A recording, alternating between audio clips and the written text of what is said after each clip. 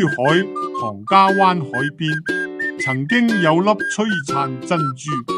珠海珍珠樂園，佢係珠三角嘅遊樂天堂，更係80、90後嘅童年歡樂坐標。嗰陣時嘅珍珠樂園，憑住過億投資同全套進口設備驚豔登場，成為當時中國最先進嘅主題公園之一。90年代，佢更加躋身珠海十景，變咗學校春秋遊嘅必到之處。歲月流轉，2011年標誌性嘅摩天輪被拆，2018年呢座營運咗33年嘅樂園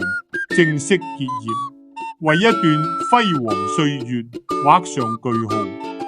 喺40幾萬平方嘅花園式園區入邊，熱帶草木同異國建築相映成趣，7個主題區域藏住唔同嘅歡樂密碼。呢度有當時全國最大嘅瘋狂過山車，軌道上嘅尖叫聲曾經響徹唐家灣，50米高嘅摩天輪一轉，碧海藍天同園區全景都睇晒，西部列車嘅戲劇，挑戰者之類嘅高空搖蕩，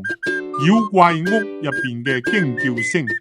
仲有水單車劃過湖面嘅悠閒，湊成咗一代人嘅集體回憶。而家樂園雖然已經沉寂，但係嗰啲喺草木間穿梭嘅笑聲，軌道上嘅心跳同埋摩天輪嘅浪漫，早已經變咗刻喺時光入邊嘅印記，永遠留喺大家心入邊。